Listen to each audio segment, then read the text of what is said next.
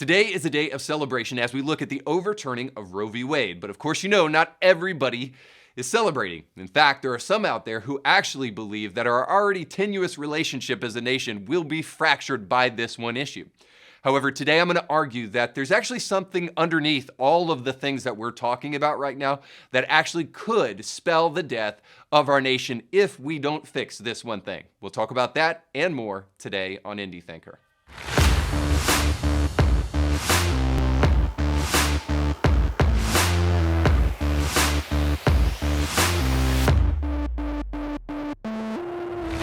Today's show is sponsored by our friends over at Element Home Loans and the Kevin Blair team. If you're looking for a new home or you want to refinance your home, then you need to go check out kevinblairteam.com today to see how they can help you and let them know that Indie Thinker sent you when you go. Today is a day of celebration, and I know there are going to be those who will not celebrate and actually want to make you feel bad for celebrating. In fact, there are pastors who will just say, hey, we shouldn't celebrate at this time. What about people who are trapped in crisis pregnancies? And we need to be mindful of them. And, what we want to do is we want to be slow to speak on this issue. No, we've been slow for about 50 years on this Roe v. Wade issue. And now that it is overturned, it is a time for us to celebrate. We should be honest about how we feel if we truly are pro-life, without the fear and the extortion of people saying that that's not sympathetic or that's not empathetic to people, to celebrate what is, by all objective standards, a great, great day in American history now that Roe v. Wade has been overturned. I'll just put it to you this way. So it's interesting that we don't castigate or call unsympathetic or unempathetic those who wish to celebrate when their football team wins, right? They're not supposed to make sure that they're being very mindful of the feelings of the opposing team. All right, I know that's probably a bad example because that's football, but let's broaden the example out to something that's really extreme then. So for those of us who celebrate the fact that America and the Allied forces won World War II, it does not mean that we're unsympathetic or uncaring about the lives that were lost on the other side of the battlefield. Of course, we lament the fact that there had to be hundreds of thousands of people on the Allied side and on the other side of World War II who lost their life, but we celebrate it nonetheless because it's a good thing, without the fear of people pointing their finger and wagging it at us and telling us that we should be more politically correct. No, we celebrate it because it is an objectively good thing that Roe v. Wade was overturned. I'll get into a little bit more why it's so important that we celebrate, perhaps even if you might at least initially disagree with the overturning of Roe v. Wade. So I want you to stick with me as we get kind of more to the middle part of this. Because I believe that there's some missing pieces that might even help you look at things from a different perspective. Again, I'm not expecting everybody who tunes into this channel to always agree with me. In fact, I welcome you and say, please come join me in the conversation as we talk about these things. But I just think there's some basic facts that we need to lay out before we can really develop a strong opinion or a strong idea about what's going on with the overturning of Roe v. Wade.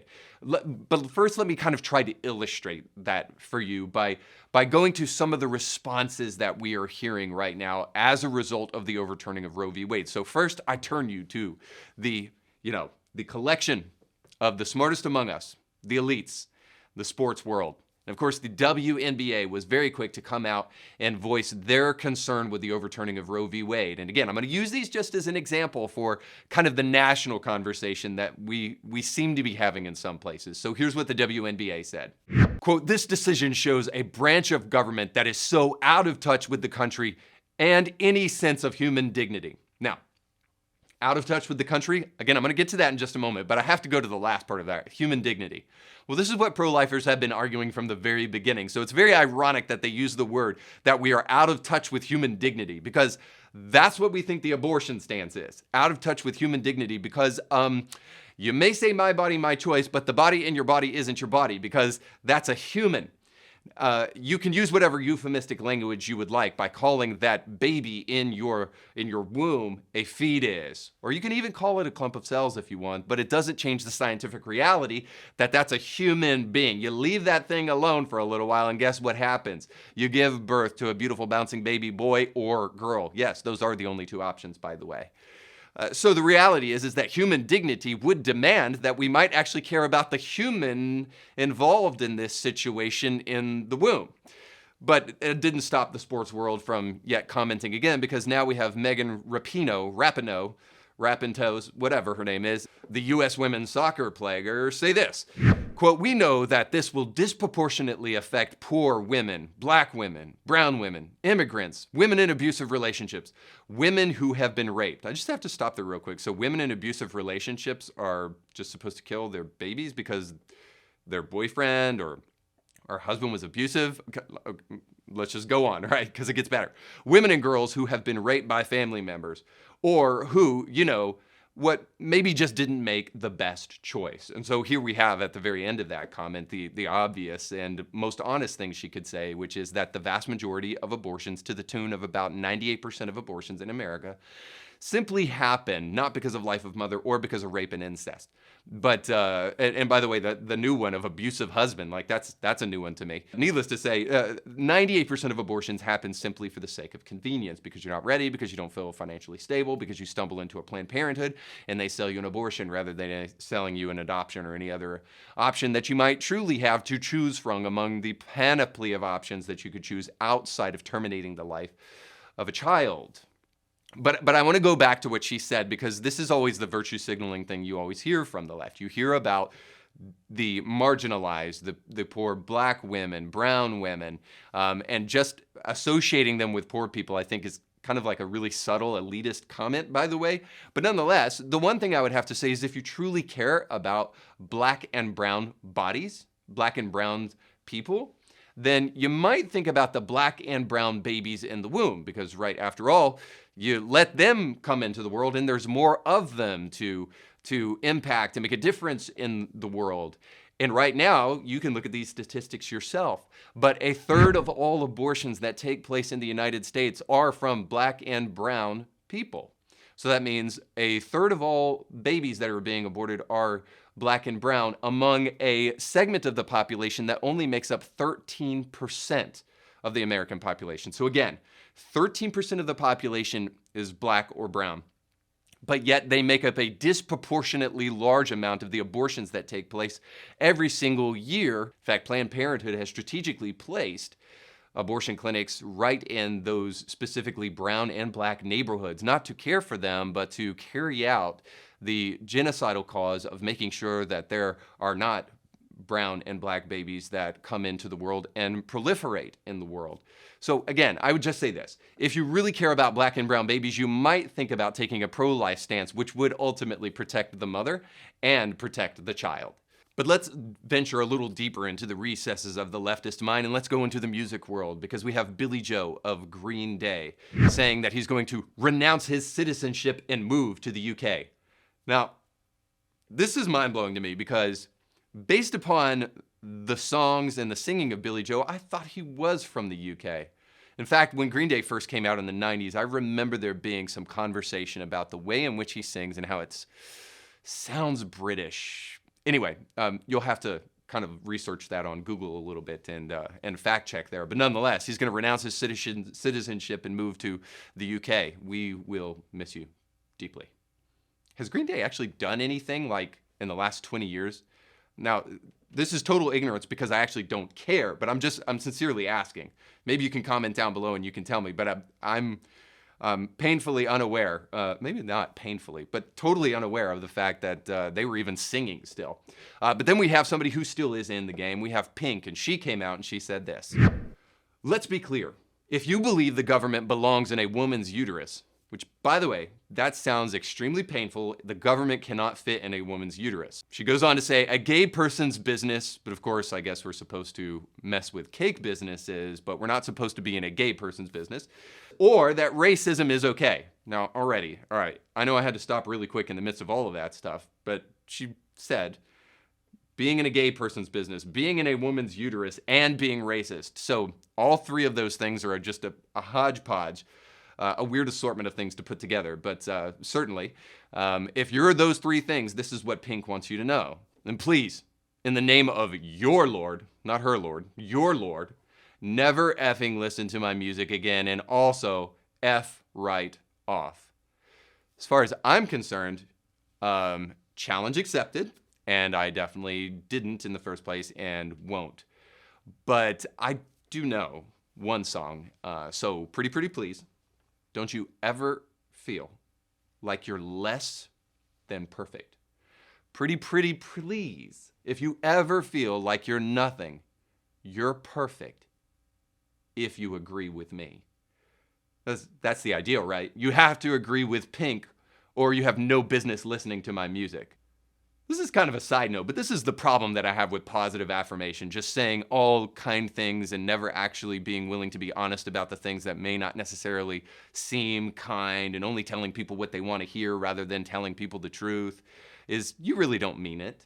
Let's just be honest one with another, and let's be clear about what we think. You don't think people are perfect regardless of the way that they think, and you're not accepting of all viewpoints. Nobody is, because you know why? You shouldn't be. Because she did mention a viewpoint there that you should actually be totally against, which is racism. So you shouldn't be acknowledging the perfection of the person who believes white people are superior to black people, or black people are superior to white people, or anything else. That's not a view that is perfect in any English dictionary that you can think of. So let's forget the positive mental attitude stuff and push that to one side, and let's just be honest and be truthful. But I think that does belie what I'm trying to get at here. We're starting to become a culture where the truth is not relevant, where we only have my opinion and your opinion, which, by the way, is just another way of saying my truth and your truth. Wherever you hear that, you can rest assured you're hearing postmodern idiocracy, and you can just turn it off. So these comments that you just heard belie an incredible ignorance about Roe v. Wade too, and what the Supreme Court just did when they overturned Roe v. Wade. Winston Churchill said this. He said that the truth is so precious that it is often protected by a bodyguard of lies, that to actually get to the truth, you're going to have to push through all of the mess and all the lies to finally get there. I want to point you to a Pew Research poll that was conducted that kind of illustrates my point here. And so this Pew Research poll goes into kind of the breakdown, at least according to this one poll, and I understand polls are not perfect, and they tell you something, but they don't often tell you what the polls intend to tell you, but it can be helpful for us, at least in looking at this, to see some things about kind of the makeup of the country and where people lie in terms of pro-life stance and pro-abortion stance. So here's this Pew Research poll. And the headline for this poll is America's Abortion Quandary. A majority of Americans say abortion should be legal in all or most cases, but many are open to restrictions. Many opponents of legal abortion say it should be legal in some circumstances. And what they're alluding to is just this simple fact that if you look at this pie chart, the people that they polled, if you look at the blue parts of this pie chart, and I'll give them to you and then get to kind of ultimately what they're trying to assess from this poll. It says that 36% polled said that abortion should be legal in most cases. 6% said legal in all, and 19% said legal in all cases, no exceptions. So if you add that all together, that makes up 61% of the people polled believe that abortion should be largely legal. So the suggestion from this poll is that what we should have is a way to flesh out how Americans feel based upon this Pew Research poll in America, that the nation should have an abortion law that reflects what people actually feel. Now, here's where the ignorance comes into play, and here's why there is a bodyguard of lies around the truth here. What took place on Friday with the overturning of Roe v. Wade and what the Supreme Court did is actually the exact kind of recipe you would want to enact a nation that reflects the nation's and people's desire as far as abortion is concerned. See, what happened on Friday didn't violate that whatsoever. It actually created the atmosphere for that to take place. But this is where so many people are so emotionally blind that they do not see what actually took place. People can't see past the talking points that they've heard for so long on the issue of abortion to recognize the fact that, listen, even if you're in a state which is going to make abortion largely illegal, you can still cross state lines and you can get an abortion, you can still, while you're in your own home, go to a place and potentially get an abortion pill, since you're not getting a quote-unquote abortion procedure. There are still going to be ways, even in states that have legalized, made abortion illegal, where you can actually access an abortion. Now, it may not be as convenient as it was before, but this is what we're looking at largely in the United States right now, not the abolition of abortion as a result of Roe v. Wade being overturned. But this is what, by and large, the polls should be about, because the vast majority of Americans have no idea what Roe v. Wade was even about. In fact, the vast majority of Americans don't even know that there's another law called Casey that was an attempt to try to elaborate further on Roe v. Wade, because Roe v. Wade was such horrible case law. Furthermore, I know this is going to be a bitter pill for people to swallow, but the reason that Roe v. Wade was overturned is not just because you got a bunch of pro-life judges on the court. No, it's actually because you've got judges who care about the truth and who care about the law. This is what Clarence Thomas said in his concurrence. So I want to take you again to one of those old white men ruling from the bench and talking about this issue. So here's what Clarence Thomas said. Quote, 50 years since Roe, and abortion advocates still can't coherently describe the rights at stake. This proves the obvious fact that the right to an abortion is a policy goal in constant search of a constitutional justification. What Clarence Thomas is saying then is that ultimately people just want abortions, and they're willing to try to attach any law to it that they possibly can. And again, I want to remind people, even though they've probably heard it in other places, and maybe you've heard it from me before, but again, Roe v. Wade being overturned just means that there is no federal mandate to allow abortions. Now the states can decide on their own. And so what you're going to have very, very much in the United States is you're going to have places like California, very blue, and they're going to be an abortion oasis of sorts. In fact, they're probably going to pass laws that will finance people coming from other states into California to have an abortion. And then you'll see places like New York, and they'll have very loose, if any, abortion restrictions whatsoever, even all the way up until the third trimester, or, maybe even after birth if they really get their way, as it seems they want. Regardless, you're going to have all of these different states representing different perspectives on abortion. And this is what the overturning of Roe v. Wade actually did. It didn't eliminate abortion. But again, if you took a poll and asked people about what Roe v. Wade actually did, the vast majority of them would suggest that right now the Supreme Court just eliminated abortion, which is not what they did. Again, it's a state issue, and now states can decide. But this is the real reason that our society may be fracturing. I want to turn you really quickly to a Substack article from Bari Weiss's Common Sense. And in it, she says this: America is in the midst of fracturing for years now. Many have been warning about a coming national divorce. The optimists predict a slow slide apart. Others warn darkly of civil war. With Friday's Supreme Court decision overturning Roe v. Wade, it's hard not to imagine that divide between states, between liberals and conservatives, will grow. Red states for open carry, blue states for abortion rights. Law firms that exclude members of the Federalist Society, others that welcome them. So it sure seems, right, that it's a palpable moment and that there's a lot of division, but why is that division happening? Well, I want to come to this suggestion that there's perhaps something more going on that needs to be rectified, or we will divide increasingly more and more and more, regardless of at what pace, to the point where this American experiment is truly in jeopardy if we don't fix this one issue. And again, I want to be really clear. That one issue actually isn't abortion. But I want to be really clear, too, as I say this, that people like myself, and maybe I'm only speaking for myself, but I think I'm speaking for a larger group of people than that, but the pro-life community, and me as a pro-lifer, I'm just going to tell you that we are going to continue to stand until the last abortion in the last state has happened for the sake of the protection of the unborn.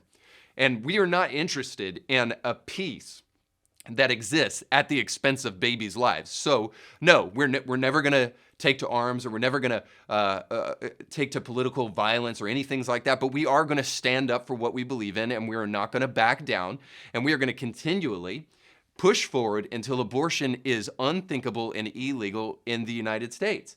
And I know a lot of people will be upset about that, but we're going to continue to stand in that position and then say, come what may, because we are not interested in peace at the expense of babies' lives.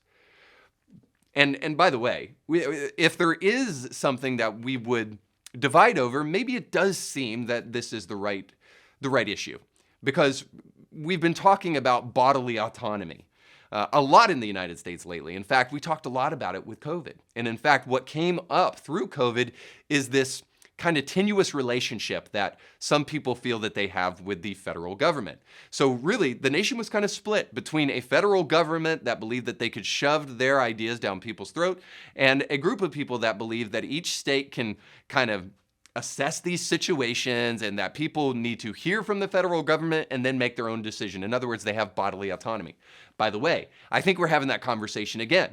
We're saying states should have bodily autonomy to decide what they want to do, right? So the bodily autonomy thing is not the government shoving their positions down our throat, even if it means that that's a pro-abortion position. That's not bodily autonomy, guys. You say my body, my choice, but that's not a choice. The Supreme Court, again, didn't do anything other than to say you can choose. You can choose on a state-by-state basis what you actually think about this issue, and you guys decide this is not the federal government's business. But there are those who want to use the federal government as a club and to shove their opinions down everybody's throat, and then there are others who believe that states should have a certain autonomy about them and that the federal government shouldn't be able to impose their will upon us. This is something that we continue to see. But we're never going to solve that unless we solve this one thing. So side note aside, it's not the issue of abortion per se, although a very important issue. Here's the real issue. When we have to make a binary decision, where there's only two options, and in this case, life and death, what we need facts to push us to the right conclusion. But we have a very small contingent of radical activists who want to deceive a large contingent of mostly ignorant people with emotional arguments. And that's what we're seeing right now with the pro-abortion side of things. And I'll just go ahead and lump in that, sure, there's probably a group of pro-life people that are ignorant to some of the arguments of the pro-abortion movement. But largely speaking, there is one side of this issue that is really ignorant and sounds very illogical when they're making arguments. So I'll put it to you very succinctly. When we're talking about the life of the mother, it doesn't happen. There is no reason to intentionally abort a baby to save a mother's life. Medical science has advanced to the place where that is no longer necessary. And when we're talking about rape and incest, well, you don't blame a baby for the sake of what somebody else did in that baby's life. There are other options. And so the reality is that the decision is very clear, but we cannot see it clearly if we have something called confirmation bias. And I want to spend the last part of the show here just kind of illustrating this very quickly, because I think this is what we're suffering from as a nation, more so than a discussion about masking and not masking or life and abortion. But that's not really what we're suffering from. We're suffering from the inability to be able to reach across the aisle and discuss with people without confirmation bias. And confirmation bias is just simply this, is that whenever you are delivered a set of facts, you are looking to confirm your bias rather than to actually know the truth. That's what confirmation bias is. In other words, you're constantly looking for a self-fulfilling prophecy that even if the facts deny your position, you're going to try to find a way to make the facts fit your position. As long as that's what we're operating with here in the United States, we are never going to truly see eye to eye because we don't care about the truth. And if we continue to not care about the truth, it will fundamentally erode our nation. So yeah, it may come in the form of like abortion arguments. It may come in the form of bodily autonomy arguments with COVID and all of these things. But one way or the other, here's what we desperately need. We need people who can suss through and parse information and find the truth. If I'm going to be honest with you, I'm going to drop my cards a little bit and show them to you. As a conservative Christian, I believe in the promise of a new mind. When you come to Jesus, one of the promises that it gives you is not just that you go to church on Sunday or that you believe a bunch of funny different doctrines. No, one of the promises of being a Christian is that you are supernaturally changed in the way that you view things, that you have a new worldview or a way in which you view the world that is supernaturally given to you. That's the promise of sanctification and salvation in the Christian worldview. And that's why I do Indie Thinker, is to kind of reanimate and to reassert this promise that we can have a new mind that thinks differently about things, and that we can eliminate as much as possible confirmation bias continually through a process of renewing our mind and desiring to see the truth. That's really what I believe as a Christian is a promise that's given to us, and a promise that I want to try to assert with Indie Thinker, that we can think independently, we can think for ourselves, we can be free thinkers, and we can sort through the truth beyond our confirmation bias, beyond what we want to be so deeply that we're willing to change the facts in order to get to that. And obviously, I guess what I'm saying is that this is what is happening with the abortion side of this argument. We are willing to totally deny the reality that a baby is a baby. And we use euphemistic language like fetus in order to try to get away with what we know to be true, that under no circumstance whatsoever is it right to eliminate the life of another human being regardless of what stage of development they may be in.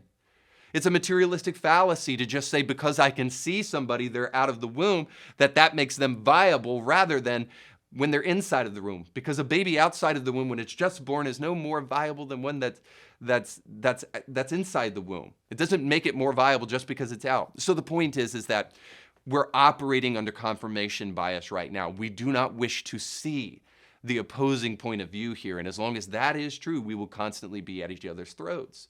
But I believe for better than that. We can push past the bodyguard of lies and get to the truth. But when you hear the emotional way in which people approach this, specifically from the pro-abortion side of things, it's hard to think that we are going to return to rational coherence. And until we do, our nation will be under threat. Until we realize that what the Supreme Court did was actually to ensure that you have a voice rather than the federal government shoving things down your throat. Until we realize that the truth is that scientifically speaking, that cluster of cells is a baby, and it has its own autonomy, and you cannot take that from them, and it has a fundamental right to exist, and you can't take that away from them. Until you're willing to hear those arguments and to really clearly see them past the emotional talking points that are associated with the pro-abortion movement, I think we will find that we don't see eye to eye and may never. But I believe for better. We can return to rational coherence. We can return to logically consistent worldviews, and we can return to the truth. All right, guys, you can do your part in doing that by liking, sharing, and subscribing, and other things, of course. Thanks so much for watching. We'll catch you next time. You can catch brand new episodes of Indie Thinker with Reed Huberman every Monday, and weekly bonus episodes to keep you thinking throughout the week. But you have to subscribe and click the bell to be notified when new episodes drop. If you enjoy this content, make sure to like this video and share it with friends.